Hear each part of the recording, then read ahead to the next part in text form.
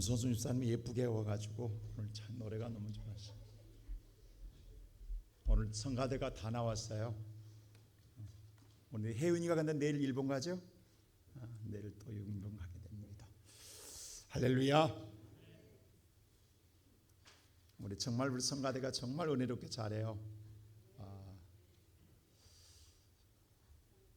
정말 우리 지휘자 우리 목사님이 정말 우리 반주하님하고 정말 합이 잘 맞는 것 같아요. 세상의 모든 살아가는 사람들 가운데에 항상 마음속에 궁금증 하나 갖고 있어요. 그게 뭐냐면 정말 세상에 종말이 오는 거야? 끝날이 오는 거야? 라고 하는 거예요. 이건 믿는 사람이나 믿지 않는 사람이나 여기에 대한 궁금증을 갖고 있어요. 세상에 끝날이 온다고 한다면 언제지? 언제쯤 오지? 우리가 야만 모든 사람들의 말씀 속에 말세야 말세야 하는 소리를 듣고 살고 있거든요. 그래서 사람들의 마음속에는 항상 말세라는 것에 대하여 그 미련을 버리지 못합니다. 예수님 시대도 그랬어요. 제자들 예수님 그날이 언제 옵니까? 라는 질문을 예수님 앞에 던졌습니다. 궁금했거든요. 그때 예수님께서 제자들에게 이런 말을 해요. 그날과 그 때를 알지는 못한다. 그러나 깨어 있으라라고만 말합니다. 그날과 그 시가 중요한 게 아니라 깨어 있으면 된다. 어떠한 상황이 와도 깨어 있는 자에게는 도적 맞을 일이 없거든요. 그러면서 이 비유를 말합니다. 어떤 한 사람이 타국에 가면서 종들을 불러서 그 종들에게 그 재능에 각각 그 재능에 따라 금 달란트를 나눠주는데 어떤 사람은 금 5달란트를, 어떤 사람은 금 2달란트를, 어떤 사람은 금 1달란트를 각각 재능대로 나누어 주었다라고 말합니다. 분명히 오늘 준 사람은 주인입니다. 그리고 주되 공통적으로 동일하게 주는 것이 아니라 재능에 따라 주었다라고 말합니다. 그리고 끝나는 것이 아니라 오랜 후에라고 성경에 기록되어 있어요. 오랜 시간이 지나고 난 다음에 주인이 돌아와 그 종들을 불러 결산하더라는 겁니다. 그때에 어떤 종에게는 착하고 충성된 종이라고 하는 칭찬을 주어진가 하면 어떤 종들에게는 악하고 게으른 종이라고 하는 하나님의 진노가 부어지는 이야기를 합니다. 오늘 예배드리는 성도 여러분, 우리의 사람의 생명은요 무한하지 않습니다. 영원하지 않습니다. 천년만년 살지 않습니다. 유한한 존재입니다. 언젠지는 모르나 우리는 반드시 이 땅을 떠날 날이 옵니다. 우리에게 주어진 시간이 있다라는 사실입니다. 우리의 주어진 자에게 시간 속에 하나님은 각각 재능에 따라 달란트를 주셨다라는 겁니다. 그 달란트를 준 우리들은 어떻게 우리가 활용하냐에 따라서 우리가 셈할 때에 우리 인생에 따라 달라질 수 있음을 말하고 있습니다. 오늘 우리가 읽었던 본문의 말씀도 그렇습니다. 하나님의 은혜로 말미암아 우리에게 모든 자에게 은사를 주었다라고 말합니다. 그 은사를 주어서 이 땅에 사는 날 동안, 하나님의 자녀로 사는 날 동안 신앙의 공동체라고 하는 하나님의 교회 안에서 저와 여러분이 하나님의 자녀로 살아가되에 우리에게 주어진 시간 안에서 어떻게 우리가 이 달란트를, 이 우리에게 주신 은사를 활용해야 될 것인가에 대하여 오늘 본문은 말하고 있습니다. 어떻게 해야 될 것 같습니까? 첫째로 오늘 성경은 이렇게 말합니다. 믿음의 분량과 주신 은혜대로 하나 되라고 말합니다. 오늘 우리가 읽었지 않았지만 12장 3절 한번 말씀 읽어볼까요? 다 같이 3절 말씀 시작. 내게 주신 은혜로 말미암아 너희 각 사람에게 말하노니 마땅히 생각할 그 이상의 생각을 품지 말고 오직 하나님께서 각 사람에게 나누어 주신 믿음의 분량대로 지혜롭게 생각하라. 여기서 말하기를 하나님께서 각 사람에게 나누어 주신 믿음의 분량대로라고 말씀하고 있습니다. 하나님이 나눠줬다라는 거예요. 뭐에 따라? 믿음의 분량에 따라. 그러니까 다르다라는 거예요. 믿음의 분량에 따라 나눠줬다라는 것입니다. 무엇을? 6절에 보세요. 다 같이 시작. 우리에게 주신 은혜대로 받은 은사가 각각 다르니 혹 예언이면 믿음의 분수대로. 하나님의 은혜로 주셨는데에, 값없이 주었는데에, 선물로 주었는데에 우리에게 각각 은사를 주었다라는 겁니다. 그러니까 믿음의 분량도 다르고 은사도 다르다라는 거예요. 똑같지 않다라는 거예요. 그렇다고 해서 우리가 다르냐? 그렇지 않다라는 거예요. 그러나 한 가지 우리가 알아야 할 것은 5절에 이렇게 말합니다. 다 같이 한번 읽을까요? 시작. 이와 같이 우리 많은 사람이 그리스도 안에서 한 몸이 되어 서로 지체가 되었느니라. 근데 우리는 다 각자가 아니라 그리스도 안에서 한 몸이라고 하는 것, 우리는 한 몸 안에 있는 지체라고 하는 사실을 알려주고 있습니다. 우리는 시온성 교회라고 하는 이 예수 그리스도의 한 몸 안에 우리의 성도들이 각각 여러분과 저는 지체인 줄로 믿습니다. 그런데 오늘 우리는 믿음의 분량도 달라요. 은사도 다르다라는 거예요. 그런데 우리는 하나라는 거예요.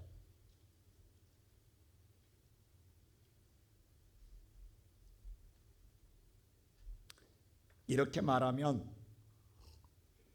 어떤 분은 그럴 거예요. 하나님이 내게는 은사를 안 주셨는데요?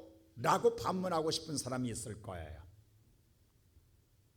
그도 그럴 것이 오늘 하나님이 내가 너에게 이런 은사를 준다 라고 말한 적 없잖아요. 그러니까 우리가 언제 내게 은사가 왔단 말이야? 하나님이 내게 어떤 은사를 주었단 말이야? 자기 은사를 모르고 신앙생활하는 사람도 있을 거예요. 분명히 이 자리에. 물론 우리가 정확하게는 알 수는 없습니다. 근데 우리가 한 가지 예를 들어보면요, 우리가 하나님의 믿음의 생활하는데 어느 날 특별히 하나님이 내게 은혜가 올 때가 있어요. 기도할 때가 다른 때와 다를 때가 있어요. 찬양할 때 다른 때가 있어요. 설교를 들을 때 다른 때가 있어요. 예배를 들을 때 다른 어떤 내 마음속에 감동과 감화가 있을 때가 있어요. 그럴 때 내 마음속에 무슨 생각이 떠오르냐면 하나님을 향하여 뭔가 하고 싶다라는 마음이 생길 때가 있어요. 한 예로 우리는 바울 사도를 들어볼 수 있어요. 사실 우리가 바울이 사도가 되기 전에 그는 누구보다도 복음에 대해 핍박했던 자입니다. 방해꾼이었습니다. 예수의 복음이 전해지는 걸 누구보다도 방해한 방해꾼입니다. 핍박한 자입니다. 근데 그런 그가 다메섹에서 예수를 만나는 특별한 은혜를 받게 됩니다. 그때 그 마음이 완전히 바꿔져요. 그리고 그 마음속에 그렇게 복음을 방해하고 핍박하던 바울의 마음속에 복음을 듣지 못한 자들에게 이방인에게 복음을 전하고 싶은 마음이 생겨요. 그래서 바울은 항상 편지할 때 이렇게 말해요. 오늘 로마서 15장 1절도 보면요, 1장 15절 보면 다 같이 볼까요? 시작. 그러므로 나는 할 수 있는 대로 로마에 있는 너희에게도 복음 전하기를. 바울은 말하기를 내가 할 수 있는 대로 로마에 있는 너희에게 가서 복음을 전하기를 나는 원하노라. 이게 바울의 심정이에요. 사실 로마는 갈 수 없어요. 무엇보다도 로마는 복음을 반대했던 가장 주 국가예요. 불가능한 일이에요. 근데 바울은 뭐라고 하느냐? 나는 그 이방 땅에 가서 내 마음속에 지금 이렇게 불붙어지는 이방인에게 복음 전하는 것을 나는 전하기를 원하노라고 그는 고백합니다. 그래서 이걸 고백하고 끝나는 게 아니라 그것을 하기 위하여 바울은 결단과 결심을 이렇게 고백합니다. 그 고백이 사도행전 20장 24절에 이렇게 기록되어 있어요. 우리 한번 읽어볼까요? 시작. 내가 달려갈 길과 주 예수께 받은 사명 곧 하나님의 은혜의 복음을 증언하는 일을 마치려 하면은 나의 생명조차 조금도 귀한 것으로 여기지 아니하노라. 내가 노마를 가든 어디를 가든 복음을 전해 내가 달려갈 길을 가는데 주 예수께 받은 이 사명, 하나님의 은혜의 복음 전하는 일에 있어서 이것을 마치려면 내 생명마저도 귀하게 여기지 않겠다라는 거예요. 목숨 내겠다라는 거예요. 거기에 전력을 다하겠다라는 거예요. 그러나 여기서 우리가 한 가지 주의할 게 있어요. 내 마음이 끓어오른다고 해서 내 마음대로 내 마음껏 되는 거 아니라는 거예요.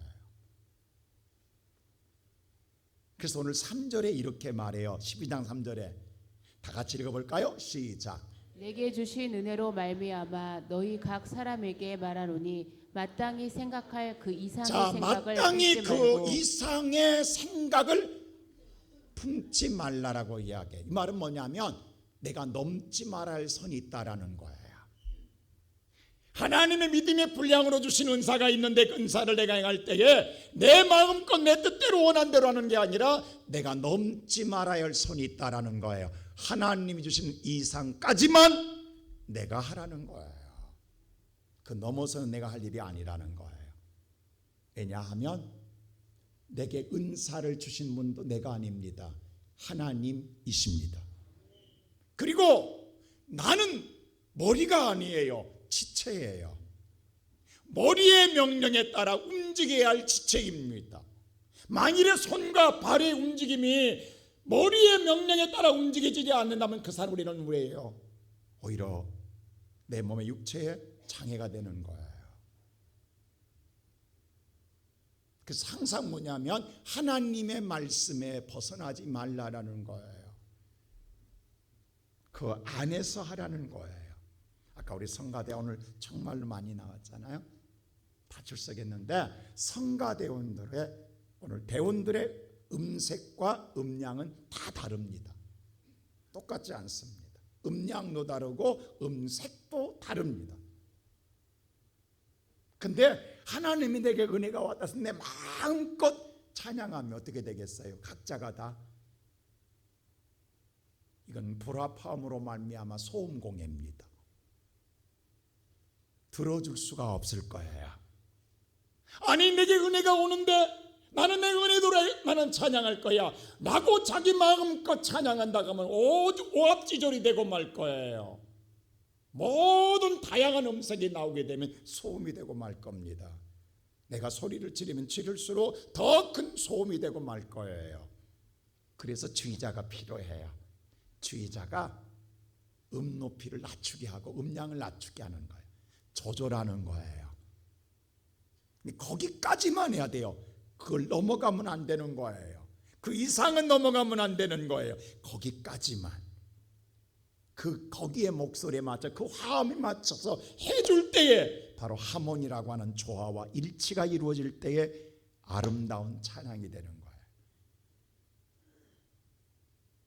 그렇습니다. 우리가 신앙생활 사랑의 공동체 안에서 우리가 신앙생활할 때 우리는 각자 여러분 다 달란트가 주어졌지만 자기 마음 것이 아니라 우리는 조절이 필요하다라는 사실을 분명히 성경은 가르쳐주고 있습니다.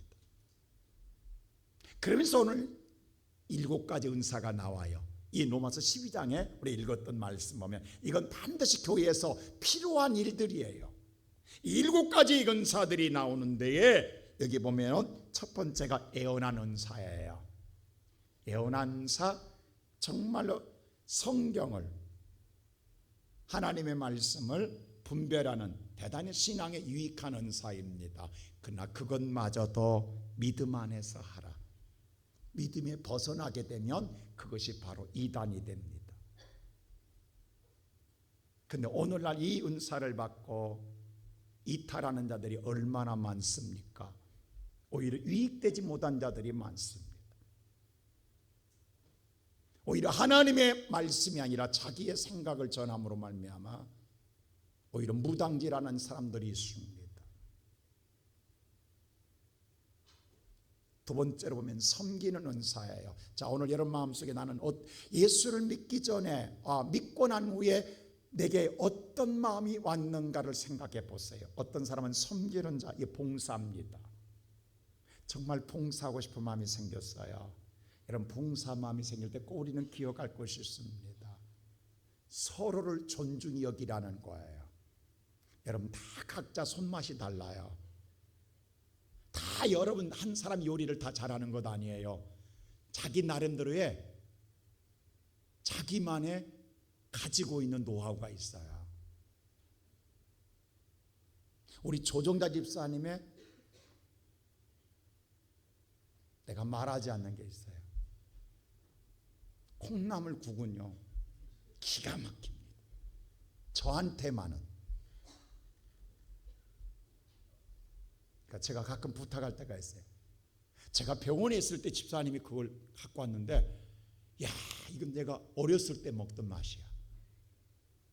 내가 이 맛을 발견했어. 어디서도 못 발견한 시원한 콩나물국. 정말 피부 돌 때 그걸 먹으니까 너무 맛있어. 제가 가끔 입맛 없을 때는 집사님께 조용히 부탁을 해요. 집사님, 콩나물국 좀 끓여다 줘. 그건 우리 사모도 못해. 조정자 집사님만 할 수 있는 특별한 게 있어. 여러분 뭐냐 하면 서로를 존중해 줄 줄 알아야지. 당신이 뭐 할 줄 아니라 당신의 능력을 서로 존중해 줄 때 아름다운 하모니가 이루어지는 거예요. 그래서 봉사하는 사람들이 가장 상처 입는 게 뭐냐면 무시당할 때입니다. 아닙니다. 서로를 존중히 여겨줘야 됩니다. 또 그 다음에 뭐냐 하면 바로 가르치는 자예요. 근데 이 특별히 교사를 생각할 수 있으나 우리가 꼭 기억할 게 있습니다. 뭘 가르쳐야 돼요? 하나님의 뜻인데도 자기 뜻을 가르칠 때가 있어요. 이게 문제예요. 하나님의 뜻이 아니라 자기 뜻을 가르치면, 여러분 우리가 가르치라는 건 하나님의 뜻을 가르치라는 거예요. 앞에 있는 목사가 설교 본문 안에 읽고 내 뜻만 전하면 그건 연설이지 설교 아닙니다. 하나님의 목적과 뜻과 계획을 가르쳐 줘야 되는 거예요. 그게 설교예요. 제가 항상 이 본문의 말씀을 벗어나지 않으려고 하는 것은 하나님이 이 말씀에서 뭘 말하고 있는가, 하나님이 오늘 이 말씀에 우리는 뭘 원하고 있는가를 묵상하며 그걸 토해 놓는 거예요. 그 다음이 뭐예요? 오늘 위로하는 자예요. 여러분 위로하는 자는요, 낙심되고 실망하고 좌절하는 사람을 용기를 북돋아 일으켜주는 자예요. 세워주는 자예요. 그런데 그렇지 못하고 가서 오히려 짓밟아버리는, 더 자존감을 상실케 하고 자기의 자랑으로 빠져버림으로 말미암아 상처를 주는 경우가 많습니다. 정말 그 사람의 낙심된 심령을 일으켜주고 이선 내가 엎드려야 되는 거예요. 내가 엎드리고 나를 밟고 올라가야 그 사람이 일어날 수 있는 거예요. 근데 내가 오늘 그 사람을 짓밟아버리면 어떻게 되겠냐고요. 여러분 꼭 우리가 기억할 게 있어요. 상처 입은 사람은 마음이 심령이 공허합니다. 상처를 입었기 때문에 마음이 강박합니다. 모든 마을이 거칩니다. 거칠 때 여러분 그것을 받아주면서 나는 더 낮아지고 더 밑에 내려가게 되면, 나를 밟고 올라왔을 때 그 사람이 마음이 희열을 느낄 때부터 마음의 여유가 생길 때에 나를 알게 되는 거예요. 교회는 이런 사람이 필요하다고요. 그 다음에 뭐냐? 구제하는 겁니다. 여러분 구제는요 끝없이 베푸는 거예요. 어디까지가 아니에요. 근데 베풀 때 절대 사심이 있어서는 안 됩니다. 제가 싫어하는 것 가운데 하나가 뭔지 아세요? 그래서 우리 교회가 어느 교회 돕는다 어디 주보에도 안 나오잖아. 그거 왜 드러내냐고. 여러분 우리가 돕냐고, 하나님이 돕는 것이지. 여러분 내가 돕는다고 생각하지 마세요. 우리 교회가 돕는 것 아니에요. 그리고 사진 찍어서 왜 홍보하냐고. 우리가 주냐고. 하나님이 주신 것이지. 여러분 아참은 내가 드러나고 싶어. 사람은 어느 순간도 내가 드러나고 싶은 거예요. 세상은 모두 구제할 때 드러냅니다. 나 이런 사람이라고. 근데 우리는 누구도 우리는 다 하나님 은혜를 받고 사는 사람이에요. 할렐루야. 우리는 구제하는 게 아니에요. 하나님이 우리를 섬기는 것 뿐이에요. 제가 이번에 태국 가서 그 말 했잖아요. 갔다 와서 거기서 보니까 정말 해맑게 묻고 깨끗한 아이, 정말 찬양스러운 기쁜 아이, 예쁜 아이가 있어요. 근데 모든 사람의 관심은 그쪽으로 쏠린다라는 거예요. 82명이 있는데, 근데 남자아이들 가운데 아주 반항적인 아이들이 몇 명 있더라고. 그 애들은 제일 뒤에 앉아서 찬양할 때도 그냥 안 하는 거야. 왜 하는 거야 하면서 왜 우리 모아놓은 거야 라고 하면서 반항적으로 아주 바로 또 해필 그들이 내 앞에 있네, 내 앞에서 거느적거리네. 하나님은 그들을 보게 하네. 아, 이거 한번 뒤통수를 쥐아리고 싶은 심리, 꿀떡 같은 생각. 앞에 있는 너무너무 열심한데 얘들은 완전히 뭐냐면 내놓은 자식들이야. 근데 난 시간이 지나서 내가 그걸 알았다는 것 아닙니까? 왜? 오늘 그들이요, 많은 사람들이 와서 정말로 열심히 하고 깰끄하고 단정한 아이는 서로 돕는데, 서로 후원하고, 근데 이렇게 지저분하고 뭔가 깨제제하고 반항적인 아이들은 누구도 관심을 두지 않는데 후원자가 없다라는 거예요. 그러다 보니까 이 아이들은요, 오늘 또 그 자리에 있을 때에 왜 내가 여기 있는 거야, 오늘 또 나는 후원하지 않을 텐데 라고 하는 반항심만 더 커져가는 거예요. 그래서 그게 자꾸 쌓여져 가는 거예요. 실은 그들에게 사랑이 필요한 거예요. 그들에게 오늘 정말로 하나님의 손길이 필요한 거예요. 이 시간 예배드리는 성도 여러분, 우리들의 마음 어때요? 좋은 것, 나은 것, 그것부터 선택하고 싶어 하잖아요. 누구나 싫은 건 나도 싫은 거예요. 근데 오늘 성경에 말해요. 부재는 끝까지 낮아짐 속에서 베푸는 거예요. 사심이 없이, 나의 판단과 나의 기준이 아니라 그냥 베푸는 거예요. 그리고 기억지 않는 거예요. 내가 한 것이 아니에요. 하나님이 하신 거예요. 그 다음에 보면요, 다스리는 자입니다. 여러분, 다스린다니까 완장체온다고 생각하면 쉽게 생각합니다. 여러분, 완장체온 순간 사람은 바뀌어요. 그리고 그때부터 명령하기를 좋아해요. 여러분, 이 생각하세요? 아닙니다.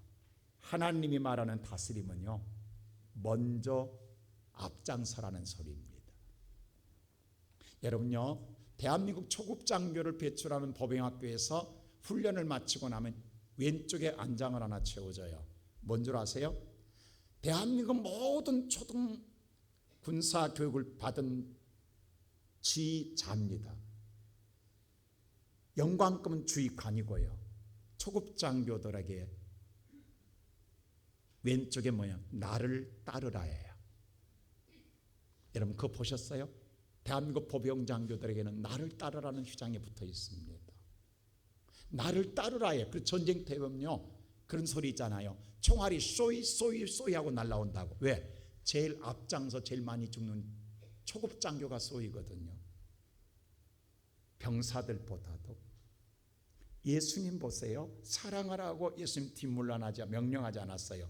본인이 제일 먼저 있을 수 없는 사랑의 자리에 서서 보여주셨어요. 여기서 다스리라는 건요, 보여주라는 거예요. 여러분, 교회에서 다스림은요, 보여주는 것인 줄로 믿습니다. 그리고 나를 따라오라. 내가 먼저예요. 명령이 아니라 내가 보여주는 거예요. 내가 앞장서는 거예요. 내가 본이 되는 거예요. 말이 아니라 행동인 거예요. 그리고 마지막에 긍휼이에요. 긍휼은요, 그냥 사랑이 아니에요. 불쌍한 마음이 아니에요. 내 마음에 용서가 있어야 돼요. 많은 사람들은 순간 사랑은 해요. 순간 불쌍히 여겨요. 누구든 불쌍한 자는 불쌍히 여겨요. 근데 마음의 상처에 미움과 증오의 용서가 없이 불쌍한 마음 가지면 긍휼이 아닙니다. 긍휼은 반드시 용서가 먼저 존재돼야 됩니다. 성경은 보세요. 모든 우리의 허물과 죄를 기억지 아니하시느니라. 여러분, 하나님의 교회는요, 들어오는 순간 다 잊어버려야 되는 거예요. 여러분, 우리가 오늘 어떤 우리 마음속에 그것이 기억하고 있으면 그것이 상처고 내 마음에 상처는 미움과 증오를 낳아요. 우리가 흔히 그런 말 하잖아요. 세상 사람들은 술로 푸는데 믿는 사람은 죽어도 안 푼다고. 죽을 때까지 기억한다고. 왜 이런 소리 들어야 돼요? 예수 믿는 우리들은 잊어버려야 되는데. 이러한 다양한 7가지 은사가 교회 안에 필요해요. 이런 모든 여러분의 마음속에 하나님은 주었다라는 거예요. 어느 순간에 불쌍한 마음을 주었고, 어느 순간에 용서할 마음을 주었고, 어느 순간에 사랑할 마음을 주었고, 베풀 마음을 주었고, 봉사할 마음을 주었다라는 거예요. 쉽게 얘기해서 오늘 여러분들이 나의 삶으로는 전혀 그런 적이 없지만 오늘 여러분의 발 밑에 뭔가 휴지 하나 떨어져서 옛날은 그냥 지나가지만 어느 순간에 죽고 싶은 생각이 드는 거예요. 그런 모든 하나님 하찮은 것까지라도 하나님 주신 이 마음을 왜 가슴에 품어두고 마냐는 거예요. 그것이 사용되어질 때, 행하여질 때, 행동해질 때에 하나님의 교회가 아름답게 세워져 갈 것입니다. 그래서 오늘 에베소 4장 12절은 이렇게 말합니다. 우리 다 같이 한번 읽어볼까요? 시작. 이는 성도를 온전하게 하여 봉사의 일을 하게 하며 그리스도의 몸을 세우려 하심이라. 여러분들에게 은혜를 줘서 여러분을 온전하게 그리스도인답게 만든 다음에 여러분들이 반드시 주신 은사에 봉사하기 위해서 하나님의 그리스도의 몸인 교회를 하나님이 세우려 하심이라. 하나님 분명한 목적을 말하고 있다고요. 그래야 온전한 교회가 세워질 줄 믿습니다. 우리 시온성교회가 여러분의 이런 봉사를 통하여 세워져가는 교회예요. 앞으로도 세워갈 교회예요. 영원히 세워질 교회인 줄로 믿습니다. 그렇다고 한다면 오늘 저와 여러분 이 받은 은사로는 어떻게 해야 될까요? 두 번째는 성경은 우리에게 말합니다. 열심히 믿고 주를 섬기라고요. 열심히 믿고 주를 섬기. 11절 우리 다 같이 읽어볼까요? 시작. 부지런하여 게으르지 말고 열심을 품고 주를 섬기라. 부지런하고 게으르지 말며 열심히 좀 생각은 해요. 생각은 거대하게 해요. 근데 생각만으로 끝나면 아무것도 이룰 수가 없어요. 꿈이 크다고 유대한 것 아니에요. 마음가짐이 중요해요. 여러분의 모든 생각이, 여러분의 꿈이 땀방울로 이어지지 않는다 한다면 결국 기회는 내게 오지 않습니다. 와도 잡을 수가 없습니다. 반드시 우리의 수고함이 필요하다고 하는 사실입니다. 근데 사람은요, 그를 막상 그러고 싶어도요, 나에 대해서 초라함을 느껴요. 아이고, 내가 할 수 있겠나? 라는 생각이 들 때가 있어요. 나는 못해, 안 돼, 나 같은 게 뭐 할 수 있다고 이렇게 우리 스스로 나를 피할 때가 있어요. 그래서 우리는 포기하고 또 포기하고 살아가요. 여러분, 이것은 나만의 생각이 아니에요. 모세도 그래서 유대한 모세가 처음부터 능력 있는 사람은 아니에요. 하나님이 모세에게 뭐라고 한 줄 아세요? 네가 이스라엘 인도할 리더자가 될 것이라고 불렀더니 모세 뭐라고 한 줄 아세요? 하나님, 제가 바로 앞에 가요? 제가 누구기에 가요? 저 말주변도 없어요. 말할 줄도 몰라요. 만일에 내가 간다고 한다면 세상 사람 오늘날 말하면 웃음거리 될 거려 하면서 마지막 모세 뭐라고 한 줄 아세요? 하나님, 보낼 만한 사람 보내소서라고 이야기합니다. 못 가겠다라는 거예요. 안 된다라는 거예요. 나는 그런 능력, 그런 사람이 아니라는 거예요. 그리고 주저앉아 버립니다. 근데 마지막 결론은 모세가 그럼에도 불구하고 끝내는 믿음으로 일어납니다. 믿음으로 지팡이를 붙들고 일어남으로 말미암아 하나님의 위대한 역사를 통하여 역사의 물줄기를 바꿔놔 버립니다. 그 당시에 애굽 나라가 세계를 지배하는 역사의 물줄기는 애굽으로 쏠려 있어요. 그 애굽에 쏠린 모든 역사의 물줄기를 모세가 애굽의 민족을 이끌어내므로 말미암아 애굽에서 가나안 땅으로 역사의 물줄기를 바꿔놔 버립니다. 이것이 하나님이 하신 일입니다. 모세가 유대에서가 아니에요. 그가 믿음으로 일어날 때에 하나님의 역사함으로 일하심으로 이 모든 일을 이루었던 것입니다. 자, 베드로가 예수를 만날 때 수제자라 가지만 어떨 때 만났어요? 누가복음 5장에 보면요, 밤이 맞도록 수고했으나 고기 한 마리 못 잡아 피곤할 때, 지쳐 있을 때에, 만사가 귀찮을 때에, 빨리가 집에 쉬고 싶을 때 예수님이 찾아오십니다. 그리고 뭐라고 한 줄 아세요? 베드로한테 하필이면 정말로 지쳤거든요. 근데 그때 예수님이 말 한마디예요. 깊은 데 가서 그물을 내리라고 이야기합니다. 여러분 미쳤어요? 저저녁부터 지금까지 이 새벽까지 죽으라고 받아 그물 던졌어요. 고기 잡으려고. 근데 한 마리도 못 잡았어요. 여러분 고기를 많이 잡았으면 피곤해도요, 피곤이 없어요. 즐겁기 때문에. 근데 못 잡으면 더 피곤한 거예요.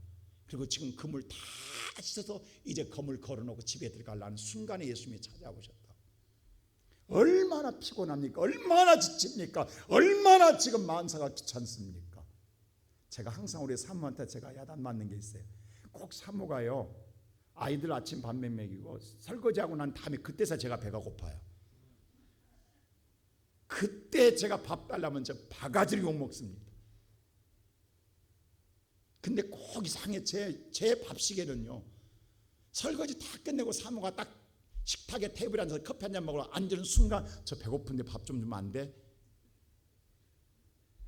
그때 사모의 표정은요, 천사가 아닙니다.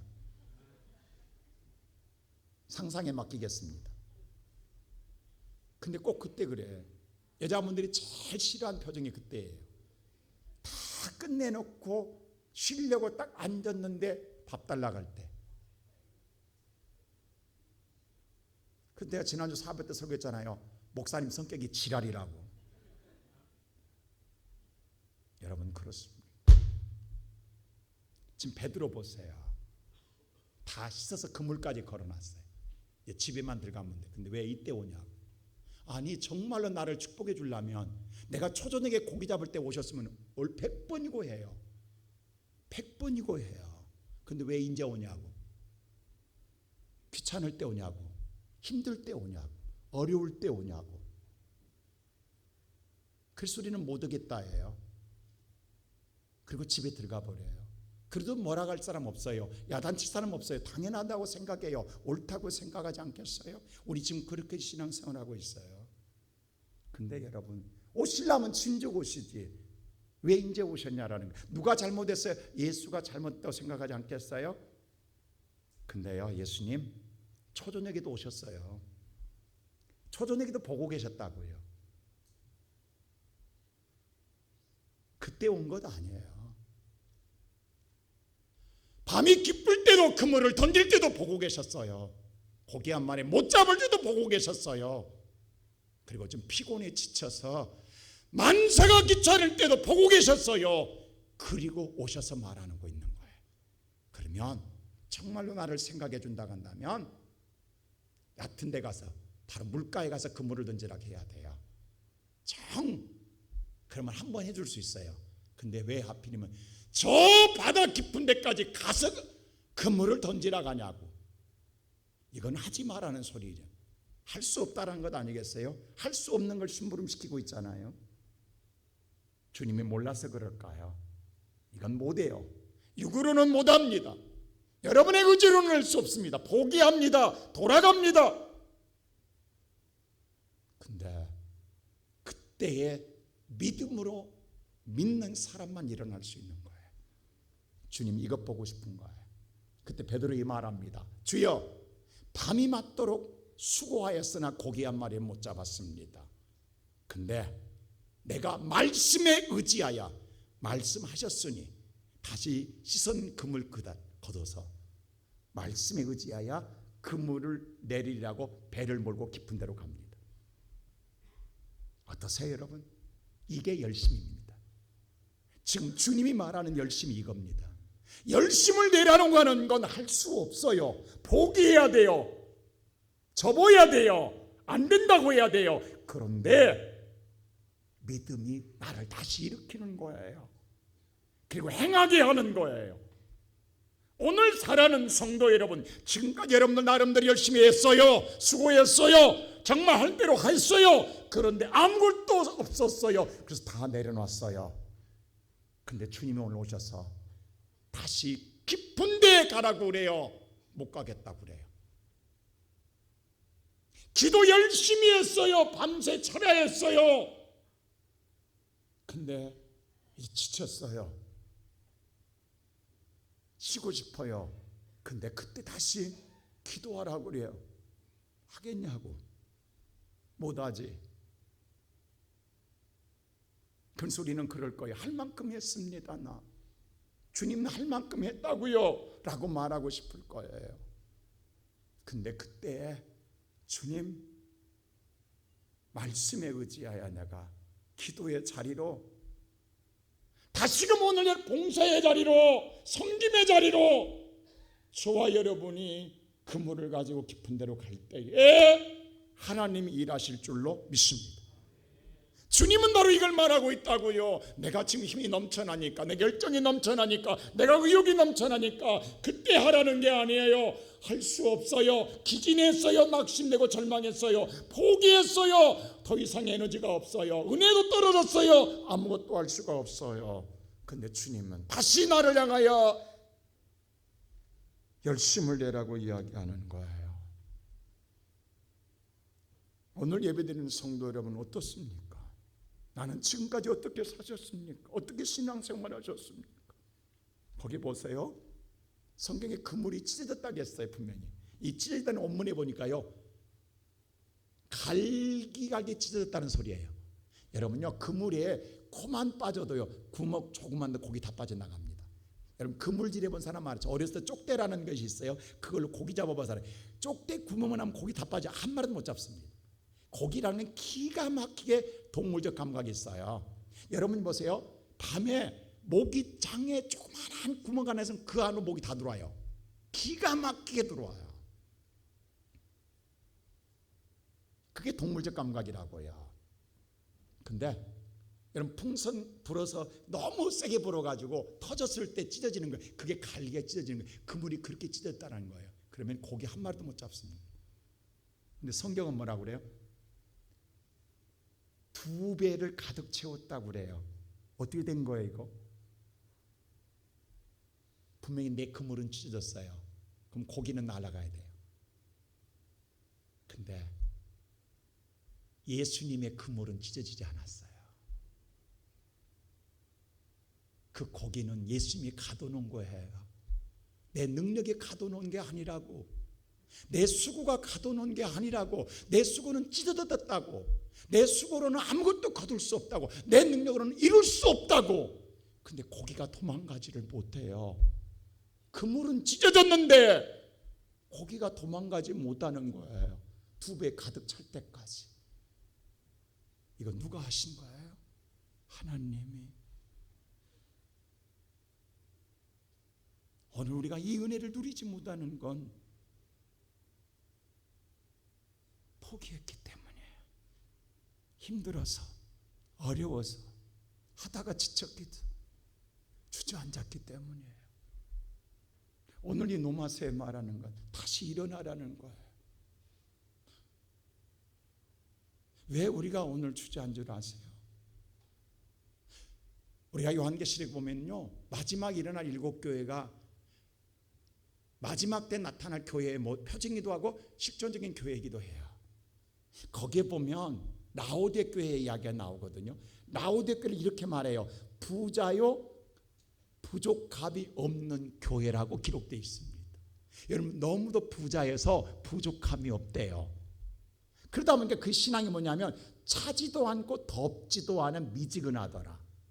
이 말은 뭐냐 하면 이게 신앙의 죽도 밥도 아니라는 거예요. 믿는 것도 아니고 안 믿는 것도 아니고. 왜 그런 줄 아세요? 세상 믿는 구석이 많아, 쥐고 있는 것이 많아. 하나님이 안 도와줘도 내가 살 수 있는 방법이 있는 거야. 그러니까 믿는 것 같은데 믿는 것이 아니야. 안 믿는 것 같은데 또 믿는 것 같아. 이게 미지근한 신앙. 다시 말해서 오늘 어떤 신앙이냐? 알맞게 믿고 사는 신앙. 오늘날로 보면 썬데이 크리스찬입니다. 주일만 나오는 신앙. 그런 교회를 예수님이 뭐라고 한 줄 아세요? 오늘 요한계시록 3장 19절에 이렇게 말해요. 우리 다 같이 한번 읽어볼까요? 시작. 무릇 내가 사랑하는 자를 책망하여 징계하노니 그러므로 내가 열심을 내라 회개하라. 하나님, 예수님 책망한다고 그랬어요. 징계한다고 그랬어요. 다시 열심을 내라고. 이 열심히 내라는 거는요, 헬라어 더 데오스예요. 엔데오스라고요. 다시 말해서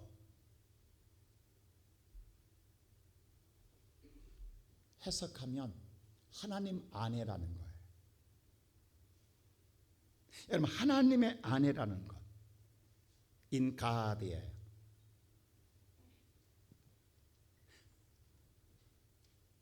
이걸 뒤집으면요, 저와 여러분의 신앙이 하나님 밖으로 나가면 이 열정이 떨어진다라는 거예요. 자, 오늘 여러분 점검해 보세요. 저와 여러분의 마음속에 신앙의 열정이 떨어져 있으면 여러분 지금 하나님 밖에 있는 사람입니다. 내가 하는 게 아니에요. 성경이 말하고 있는 거예요. 그래서 미지근해졌다라는 거예요. 믿음은 안 잃어버렸지만 열정은 없다라는 거예요. 이게 하나님 밖에 있는 사람입니다. 근데 이 사람들에게 뭐라냐면 in God, 하나님 안으로 들어오라는 거예요. 이게 열심이에요.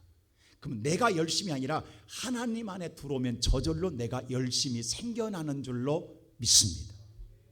이게 나를, 내가 내 위치가 어디 있는가를 정확히 나오는 거예요. 여러분과 내가 하나님 안에 있으면요, 저절로 열정이 생깁니다. 근데 하나님 밖에 있으면요, 그 열정은 사라집니다. 오늘 이번에 회개하라는 건 돌이켜 다시 하나님 안으로 들어오라는 거예요. 하나님 안으로 들어오라는 거예요. 오늘 예배드리는 사랑하는 우리 시온성교회 성도 여러분, 저와 여러분의 신앙이 하나님 안으로 들어오는 신앙, 그 들어왔을 때에 내 안에 다시금 내가 일어나게 되고 하나님 말씀을 따라 그물을 던지게 되고 그때에 하나님이 일하게 되실 줄로 믿습니다. 이 은혜를 누리는 우리 모두가 되기를 주님의 이름으로 축원합니다. 그럴 때 마지막으로 세 번째 그랬어요. 그 일을 하면서 즐거워하고 참고 힘쓰라고 이야기합니다. 자, 12절 말씀 다 같이 한번 볼까요? 12절 말씀 시작. 소망 중에 즐거워하며 환난 중에 참으며 기도에 항상 힘쓰며. 소망 중에 즐거워하며 즐겁게 하되, 그렇다고 해서 우리가 환난 중에 참으라고 했어요. 기도 중에 힘쓰라고 그랬어요. 왜 그럴까요? 우리의 소망은 이 땅에 있으면 낙심합니다. 하늘의 소망을 두게 즐겁게 하라는 거예요. 이 말은 뭐냐면 먼저 하라는 거예요. 먼저. 하나님의 일은 먼저입니다. 왜? 사랑하기 때문에, 보람이 있기 때문에 먼저 하라는 거예요. 왕심리에 가면요, 여러분들 아마 식당 가면 그 현수막을 읽은 사람들이 있을 거예요. 주방 앞에 이런 현수막이 있어요.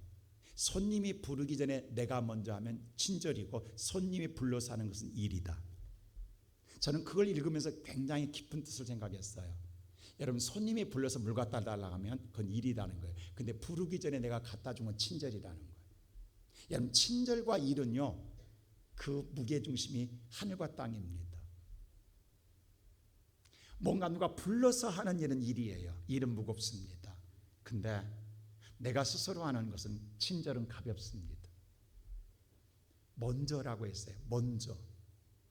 우리 속담에 그런 말 있잖아요. 내도 먼저 맞은 자가 낫다라고. 먼저 하라는 거예요. 근데 먼저 하게 되면 반드시 뭐예요? 좋은 일만 있는 건 아닙니다. 환난을 당할 수 있어요. 어려움을 당할 수 있어요. 많은 자의 공격을 받을 수 있어요. 항상 좋은 소리, 칭찬이 있는 것 아니에요. 오히려 수많은 비방을 감내할 수도 있어요. 그래서 하나님 정확하게, 우리를 알고 계신 하나님 정확하게 이야기해요. 환난을 당할 수 있다. 그러나 그때 참아라. 참아라. 참때 뭐가 뒷받침돼야 돼? 기도로 힘써라. 왜? 우리의 의지로는 오래 못 참습니다. 기도하며 주의 마음이 내 마음에 와야 돼요.